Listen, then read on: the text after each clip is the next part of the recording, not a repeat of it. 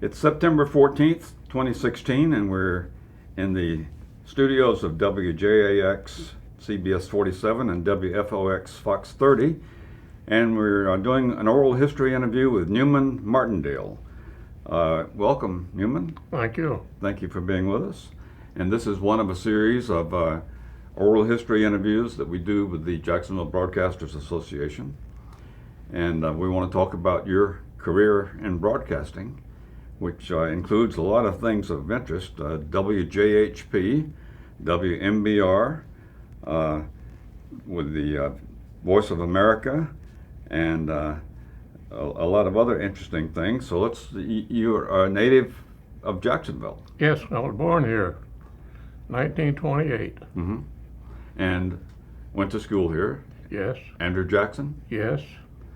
And college. I went to Jacksonville University, and then I went to school in Washington, the Capital Institute of Technology. Mm-hmm.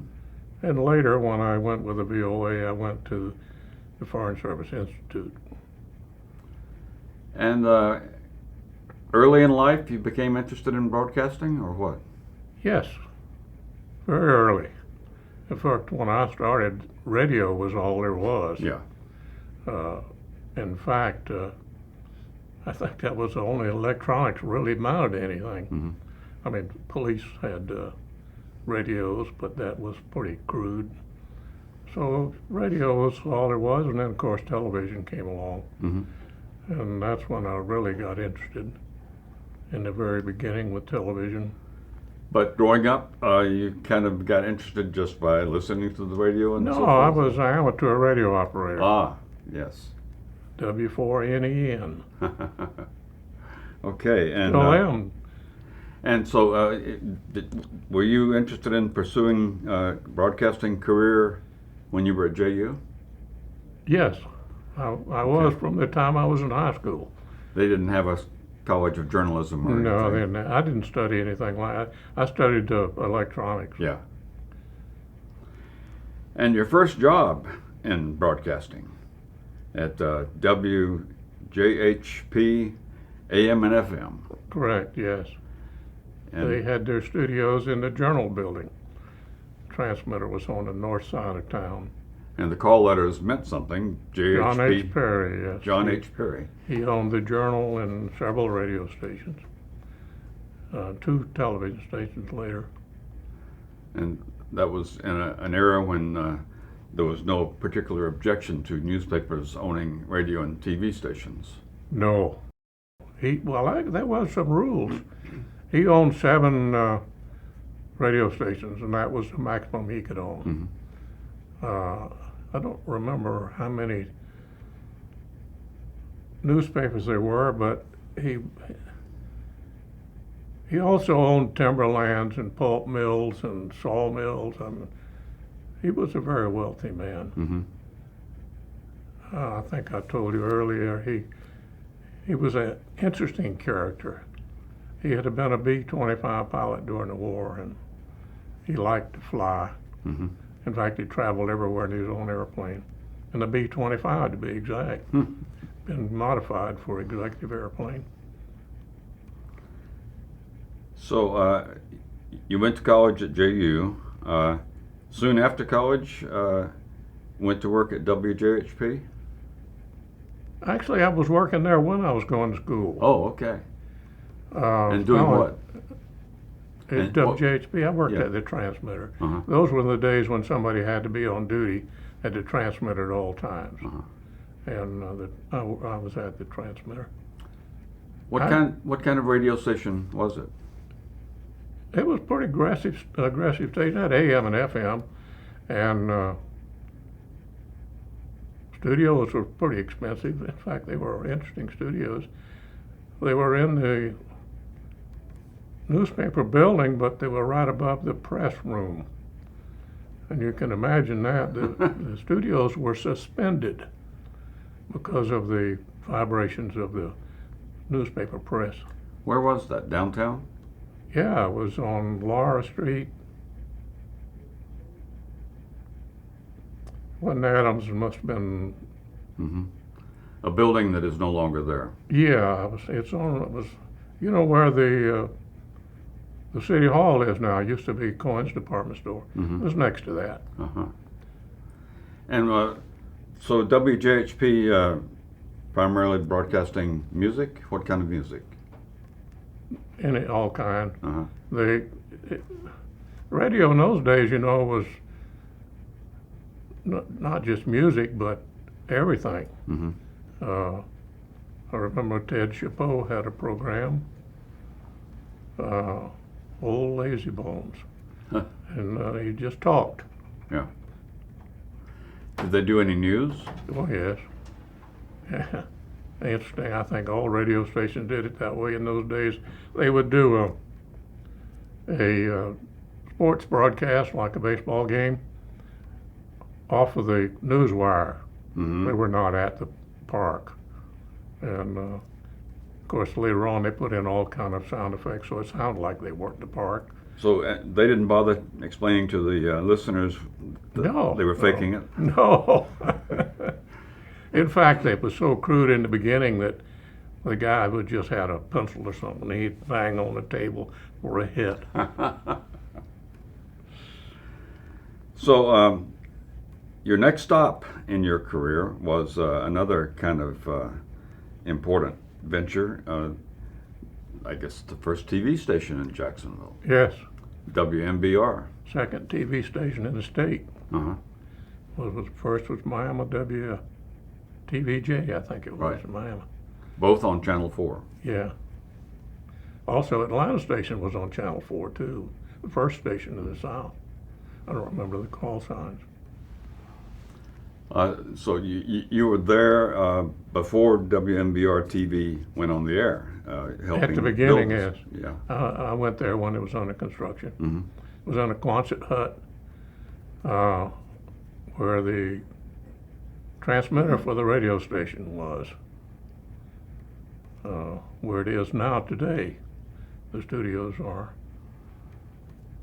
Now, the interesting thing about television coming to Jacksonville was almost nobody had a TV set. Yeah. And Why would they? They didn't think it was going to succeed either. Well, that too, but there was no TV station, so who would have bought a TV Yeah. set? So when TV started, one of the big booms in town was sale of TVs at Maycoins and all kinds of Yes. other places. Big, huge things. Yeah, everybody had to have a TV all of Yeah. a sudden. And of course, all the television in 1949, when that station went on the air, was live and black and white. Yes. Very crude. What kind of programs did they do? Actually, it didn't do much in the beginning. We were only on the air just a few hours a day. All afternoon, we weren't on the air in the morning at all. Mm-hmm. In the afternoon, for several hours, just ran a test pattern. Yeah, which people watched. Yeah, they did. And then in the beginning, there was no cameras, Mm-hmm. just film. So everything was what's called kinescopes. It was actually a TV camera took a picture off of a monitor, Mm-hmm. and we ran those kinescopes. We had 2 film projectors and a slide projector, all worked off the same camera with mirrors and things. And that's the whole programming for the first 6, 8 months, I suppose. And No, then you had studio cameras and I rented so 2 Dumont cameras from Dumont. Mhm. You don't know about Dumont, probably. Mhm. Dumont went out of business a long time ago. They had a network at one Mhm. time. Anyway, rented 2 cameras from them and bought a half-ton truck Mhm. and built a van on the back, a cab on the back, and had those cameras in there. And we used to do the news. The Quonset hut had 2 rooms in it. One was where the transmitter was, and the other one was where the manager's office was. And it was not very big. It was probably 10 feet square. And they used to do the news out of the manager's office. They put a camera in the hallway, shoot through the door. And needless to say, it was live. Everything was live So, except for the film. Yeah. And a lot of local music, country and western artists and so forth performing? Not in the beginning. The WMBR's radio studios were over on North Main Street. It was called Miami Road then. Now it's Prudential Drive, I think. And they were right there. And the studio, AM studio, radio studios were pretty extensive. There was 5 of them. And there was one large studio. And when they got the cameras, we used to do programming out of that AM studio. Put the remote van behind the building, bring the cables in, and do the programming in the studio. And one thing I remember very vividly is there was a variety show, and it had some young girls that were a trio that sang. And one day, we had, in the variety show, we had alligators from the alligator farm. And they were over in the corner all taped up and tape around their mouth. Anyway, one of the alligators started peeing on the floor. And those girls started giggling, and they giggled through the whole program. It had all kind of interesting things happen. Nothing like live television. Yeah. And of course, there was no competition. No, that's all there was. There was no competition for a long, long time. Yes. The next TV station to come on the air was almost 10 years later. Yes. And so Channel 4, WMBR, could choose network programming from any of the networks, right? Yes. Well, there was no network except for film in the beginning.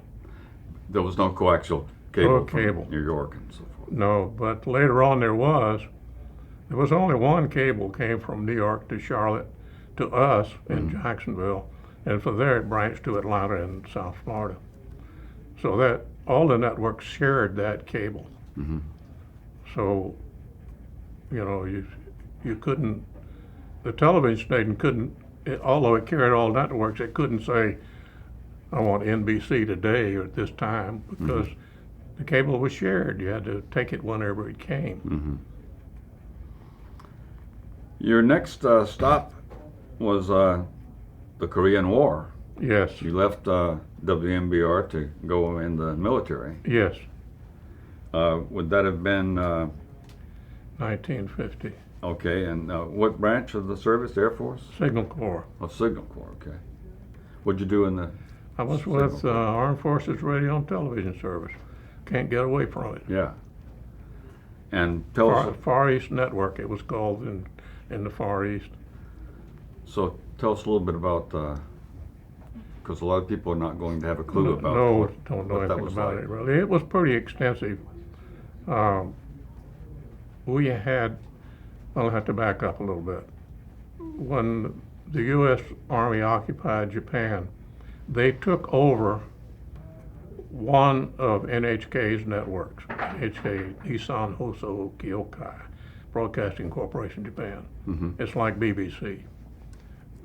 Anyway, they took over one network, the Army did, and we operated with studios in Tokyo, and there was,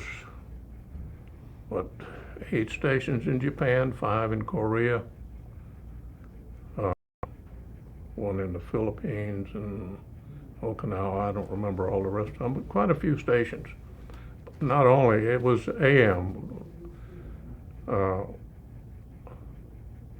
some shortwave. There was 2 shortwave transmitters outside Tokyo.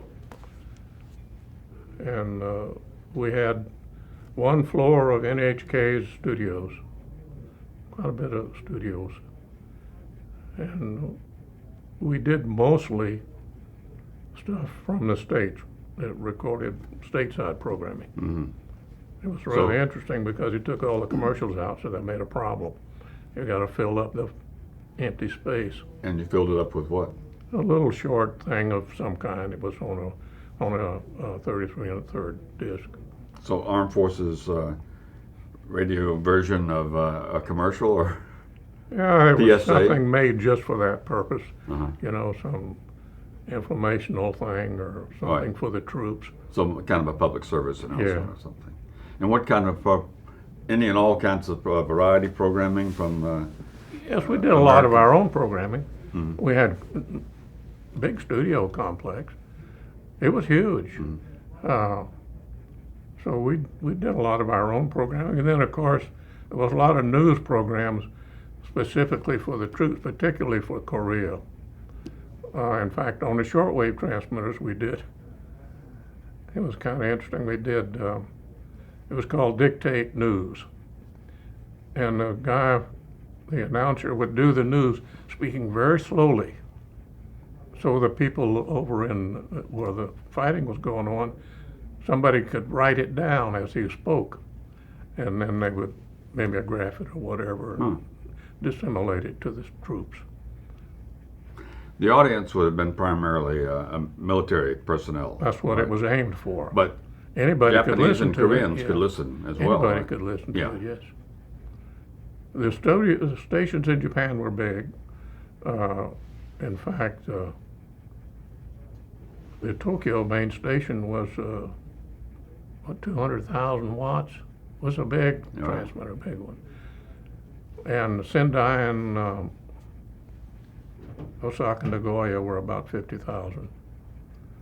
And the two shortwave transmitters, I think, were 20,000 each. It was a pretty good size operation.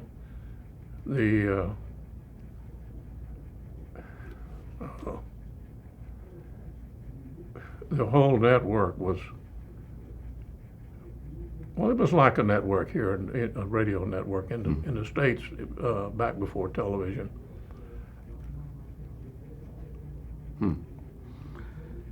And when you got out of the Army, you came back to Jacksonville, Yes, back to television. yes, WJHP TV. By then, WJHP had a TV license, Yes. and they were on the air. No, they didn't have anything but the license. Oh, okay. So you were helping I was put there them to on the begin. air too. Yeah. John Perry bought a defunct casino. It was on Phillips Highway, about Emerson Street, right in there. It was out, in those days, that was out in the boonies. Mm-hmm. The Peacock Club was the name of it. It had been, they were trying to clean up Florida with all of this gambling and stuff, so they raided the Peacock Club, closed it down, and John Perry bought it. It was rather interesting. I went in there after he bought it, had been closed. There was still food in the kitchen. And And roulette wheels, or no, they were all gone. that was gone. Yeah, there was two safes in the manager's office. I'm trying to think of the guy's name that ran out, Joe something, though I can't think of his name. Anyway, in his office there was two safes. One of them was open. The other one was in the floor. So we got a locksmith to open, but there wasn't anything in it. So we had a TV station and a former casino. Yeah, and speaking of the roulette wheel, that's where the bookkeeper's office was. Mm-hmm. So you were constructing that station and getting it ready to go on the air, and one of the interesting things about that radio station, that TV station, would be that it was channel 36, which was the first UHF venture Yes. in Jacksonville. Yes, and it was pretty hairy at times. Sorry about that. It was what? Pretty hairy Yeah. in operation. Everything was prototype. So, among other things, the obstacle that existed even later when Channel 17 went on the air was most people's TV sets couldn't pick up Channel 36. Yes, they had a converter. Yeah, And actually, it would go out to people's houses and help them really. make it work. And so that was part of marketing right away. You had to get Yes. And the station gave converters away, too. Yeah. In 1949, WMBR was getting people to buy TV sets, and later in WJHP, whatever year that was, you were getting people to put converters. That would have been 52, 52. yeah. Closer to 53. Yeah. And what kind of, was it just all kinds of programming, just like Channel 4? There was still only one coaxial cable for the networks, and we had to share the network. Yeah. So I don't remember what network we had now. ABC, I believe it was. But a lot of live, of course it was live, Yes, local we had. programming. The studios were good. The main studio was where the main dining room and the dance floor. Well, actually, the studios were the dining room. Where the dance floor and the stage was a control room, and then the bar was the second studio. And the AM studios were in the same building. And that building is no longer there. No. Yeah. In fact, the transmitter was there. The transmitter was where the kitchen was. But the tower was right behind the building. And not too many years ago, I looked over there and the foundations for the tower were still there. How long was Channel 36 on the air? About 4 years. It was sad. It was really going strong in the beginning, but it got less and less. And when it lost, I tell you what really did it in. The network that they had, I believe it was ABC, I might be wrong, had the World Series. Well, along this time, Channel 12 came on the air. And we were going to broadcast the World Series. Well, the network took it away from us and put it on Channel 12. That was pretty much the end of it. Because they really thought they could build up their audience and everything for the World Series, and they lost it. So it went downhill ever since then. John Perry also owned Channel 2 in Daytona Beach, which had come on the air. So he moved most everything down there. I'm wondering why he would have tried. Why didn't he try to get a VHF? He did. Channel? Oh, he did, and had to settle for 36. Yes. In fact, Channel 7 was getting ready to come on the air. He offered to swap channels with them and build their station and maintain it for I don't know how many years. But of course they didn't do it. Wise move on their part, but they didn't do it. And it was quite a few years later, I guess, when Jacksonville got its next UHF station, Channel 17. Still the basic problem of being a UHF station, but they managed to survive. Yes. I wasn't here then, but they started using microwave then instead of coaxial cable. So we had all the networks, and of course there was no satellites then, so a television station, if they wanted to do a remote, they did it through our facilities. Called them camera leads. And we had a lot of camera leads, particularly coming out of South Florida, because there was a lot of programming going on in South Florida for the networks. So we did a lot of that, and I worked for that. We had a big switching center. It's on Clay Street in Jacksonville, where we switched all the networks. All the network feeds came through us here at Jacksonville here, because even the ones coming out of Atlanta came through us quite often. And by then you would have had Channel 4, Channel 12, and Channel 7 Yes. on the air.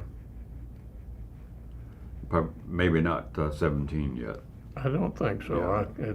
That's so long ago, it's hard to Yeah. remember. Then you went to Voice of America. Yes, I did. 25 years there. Tell us about Voice of America. Something we know a little bit about, but The thing about the Voice of America is people don't know about it because it cannot broadcast to the American people by law.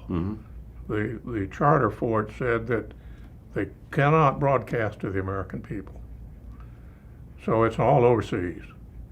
And most people think it was shortwave, and it was shortwave, but there was a lot of what we referred to as medium wave, which is AM here in this country, and some big ones.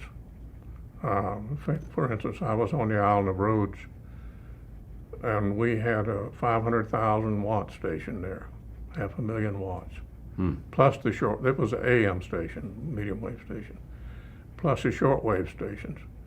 And we had the studios here. We had the Arabic Programming Center. We did all Arabic programming there. And it was very extensive. We had our own newswire, and our communication system was probably one of the best in the world at that time of in that time of history, because we didn't have satellites in. So it was a pretty big operation, because everything that was broadcast originated there, but it had to be passed by somebody in Washington. So everything that was broadcast was first the script and all was done. It was transmitted to Washington for approval, came back to us, approved or modified or whatever, and we broadcasted. And what would they have been looking for that would have not been approved? Anything that made the United States look bad, probably. Okay. I'm really not sure. I that was not was involved in that. But the basic concept was you didn't want to Do the wrong thing. and the wrong thing being portray the USA in a bad light. Somewhat, although actually that did happen quite often. Some of the programming told the bad parts of the United States. The basic principle that it operated under is what we broadcast was true, and it was. Everything was verified. The news and all this was verified from 3 sources before it was broadcast. So there was no breaking news or anything. Everything was verified before it was put on the air. Of course, sometimes the three sources came from the first original source, so there were some problems. But it was, the agency did not like the word propaganda. Oh, yes. So everything was supposed to be, and as close as possible, accurate. And we did a lot of other things. I used to listen to some of them. I liked some of the things they did. We did programs. I had one particular program called Rivers of the United States. And it was a program each time on a different river in the United States. A lot of things like that, telling people about the United States. So it would have been available everywhere, virtually around the world, Yes. except the U.S. Except the United States. And radio and TV? A TV later. I worked basically with radio, but I had 2 tours in Washington, D.C. We moved every couple of years. I was a Foreign Service officer. All of us were. It's the same as the diplomatic corps. So we had tours, the tour was 2 years. Sometimes it'd be 4 years. I spent 5, for instance, in West Africa. But we moved quite often. Well, just like the military. Yes. You get yes. assignments for a short period of time. And they give you choices and send you somewhere else. yeah. And so you said Africa. Where all did you serve? West Africa, I was there 5 years. It was a big operation too. It was all shortwave.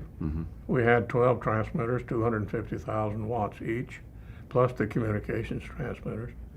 Our communication transmitters were bigger than the radio station transmitters here in the United States.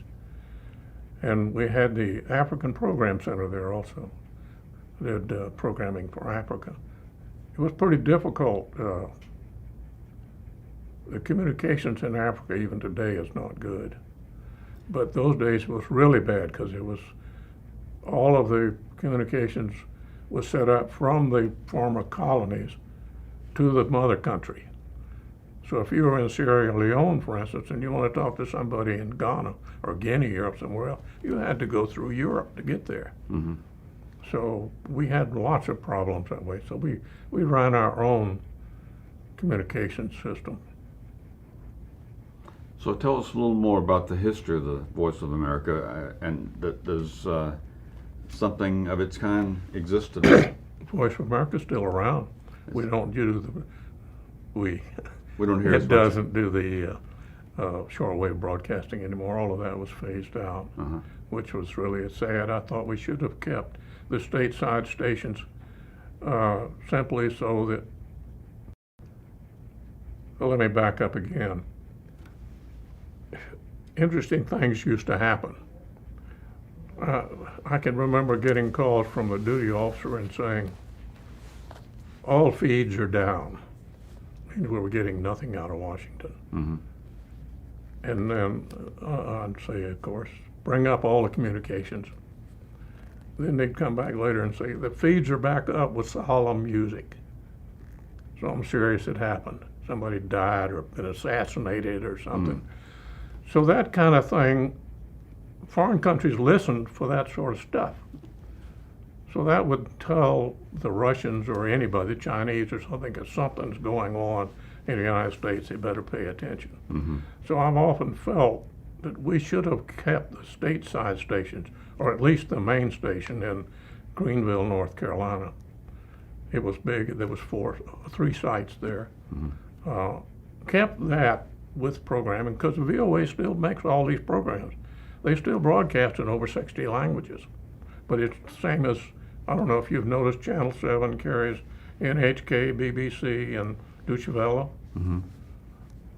The VOA does the same thing in other countries. They contract the programs out. They no longer operate the facilities themselves. Mm-hmm. And of course, it's the internet also, and satellite. So I've felt, and I still felt that way, we should have kept at least the Greenville station and use it actually as something to other countries' government, so they know, what's going on in the United States. And how long were you at the VOA? 25 years. Mm-hmm. So that's your major career. Yes, it was. It was good. I liked it. I miss it. And I think the interesting thing about the VOA is the word you mentioned that they don't like to hear, propaganda. Yes. I don't know what the euphemism is for propaganda, but you do want to transmit to the rest of the world accurate information, and not focus too much on the negative Yes. news. Yes, that was the whole thing. And it was, like I said, they had programs that sort of like variety programs, like that program about the rivers. And there was other things there would programs about how things were in this country. Yeah, the slippery areas are when you get into politics. Yes, and so there was very little politics broadcast, very little. Mm-hmm. Of course, the presidential speeches and that sort of thing would be broadcast, but nothing. Well, there would be governmental things like how our government operated, and trying to let people know what kind of government we had. I remember that there was a lot of emphasis at one time that the United States government was a republic. Most people, even in our country, most people don't realize that our country is a republic. Mm-hmm. It's not really a democracy, it's a democratic republic is what it is. But it's like the ancient Greek republic. Mm-hmm. So after VOA for 25 years, you came back to Jacksonville. Yes, and I went into the aviation business. Mm-hmm. I did that for quite a few years.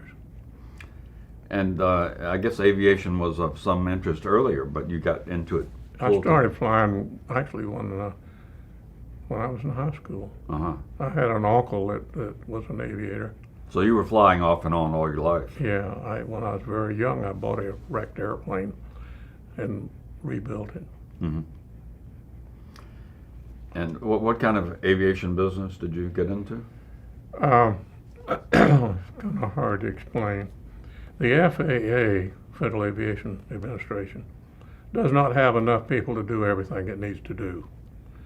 So they authorize other people to do it, and I was one of these people. On a contract No, basis? no, I was just independent. They said, I have what was called an inspection authorization.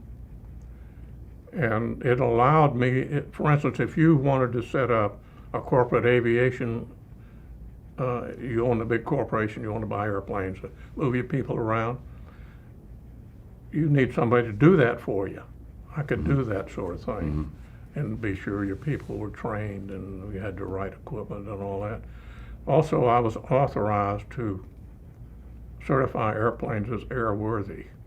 An airplane needs to have a yearly certification as airworthy. So I could do that. And if you wanted to modify an airplane, I could approve your modifications. There's a lot of that done because they don't have the personnel to do it. And so they authorize other people. And for me, it was business. I mean, they authorized me to do this business, and I charged for it, of course.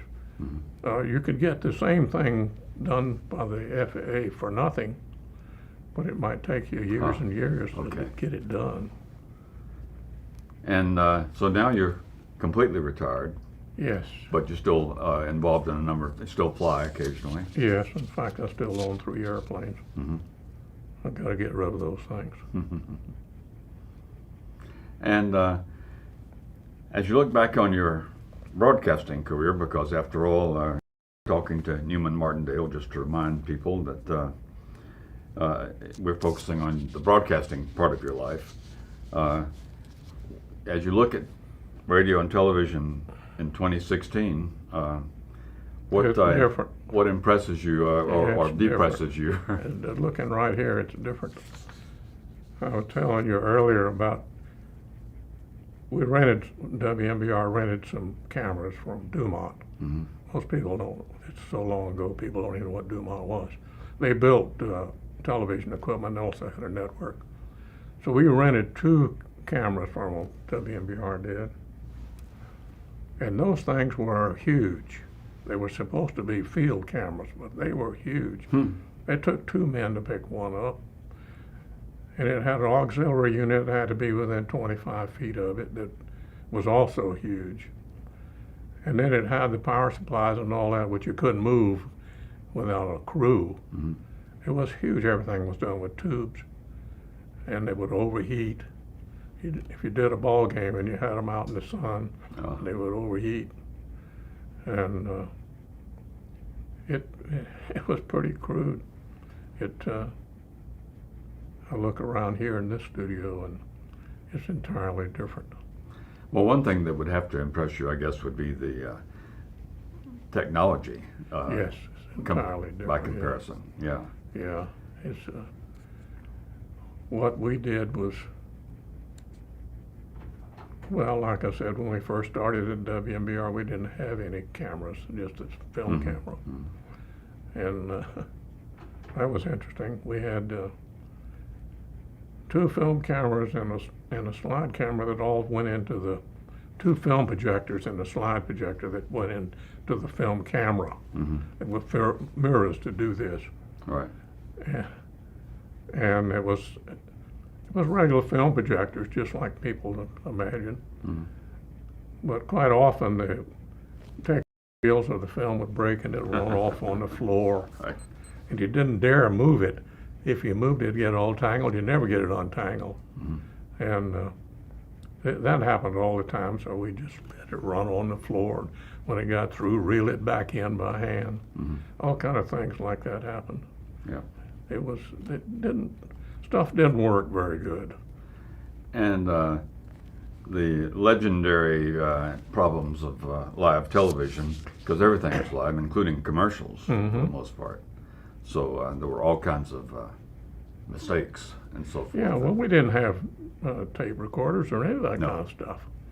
So all kind of unusual things happened. Well, it happened in radio too, you know. When I first started in radio, for a while I worked in the control room. And, you know, be some guy playing records or something, and he'd cue the thing up wrong or put it at the wrong speed or something. You had to be careful when you opened your mic, opened his mic, for what he might say. Yep, yep. Well, any thing that you would like to mention that I haven't asked you about? Can't think of anything offhand, except I look around this place and I haven't been in a television station in 30 years, and it's different, really different. Yeah, totally. Yes. Well, Newman Martindale, enjoyed the oral history interview. Thank you very much. Thank you. I'm glad I'll be able to get here with you. Mm-hmm.